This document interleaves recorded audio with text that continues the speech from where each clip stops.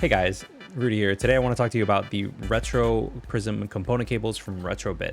And this is made specifically for the Nintendo GameCube, the D0L001 version. And the reason why it's so important is because it is the only version that actually has a digital AV output. Now, if you don't know, there are several different cables that are out there for playing these old consoles. The one that every console comes with is a composite cable, and this is probably hands down the worst option in terms of video quality that is out there.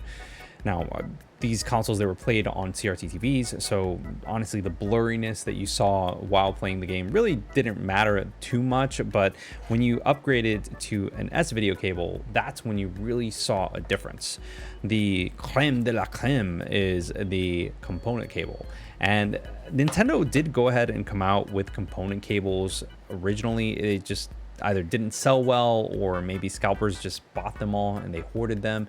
If you go online right now looking for official Nintendo component cables for the Nintendo GameCube, it's costing anywhere between $150 and $700, which is absolutely insane. So when I saw Castle Many Games having this pre-order open for $59.99, I jumped on it almost immediately because I knew that I wanted this.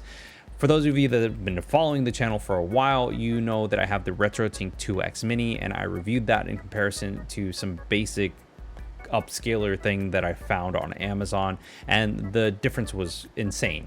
The Amazon version was $20, the Retrotink 2X Mini was $80, 100% worth the cost, especially when you're comparing the overall video quality on things. I did talk a little bit more about why I went with that upscaler and why you should consider getting an upscaler yourself.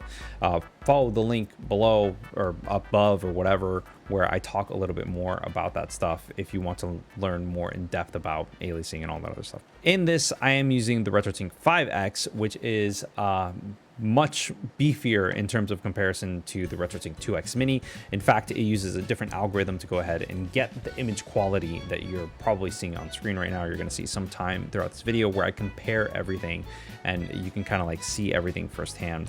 Now, I do want to go ahead and say that if you are an average gamer, if you are somebody that just, every once in a while just wants to play on like the big screen, and you just kind of want to play some games every once in a while, but you don't really care too much about the audio quality or the visual quality on things, chances are you'll be okay with the Retrotink 2X Mini alongside with an S-video cable. You probably don't need to pay $59.99 for this. You'd probably get an S-video cable for like $10, $20, $30, pair that with a Retrotink 2X Mini, and you'll be fine. In terms of things, you'll be 100% okay. Now, if you do want the best of the best, I personally, in my opinion, because there's several upscaler options that are out there, I went with the Retrotink 5X and I loved it. Ever since I plugged it in, I was in love with the visual experience that was there. Pair that with the component cable and like it's just night and day difference. Like, it is absolutely amazing. I don't have any SCART cables for anything, so for those of you that do, you're very fortunate because SCART is ridiculously expensive as far as I know.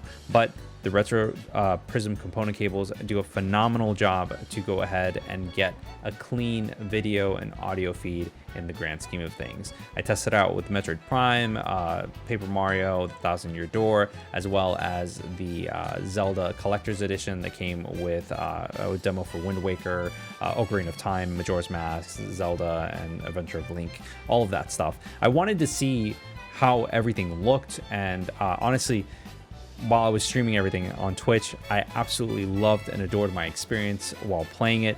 By the way, again, if you haven't followed us, links in the description below, twitch.tv/thegamingresume, where I test a lot of the stuff live and kind of like, see how things go, do unboxings and stuff over there and whatnot. But would I recommend this? Yeah, I would. I'm happy with it. Honestly, 100%, I'm happy with it. I spent my own money on it and I wouldn't look back.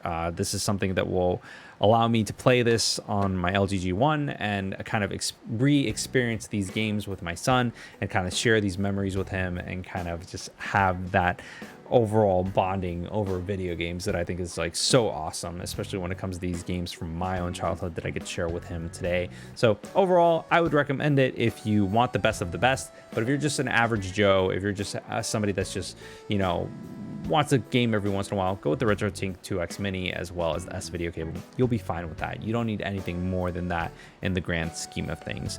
Guys, if you like this video, like, comment, subscribe, and all that other stuff. And I will see you on the next one. Until next time, guys, peace. Hope you enjoyed the video.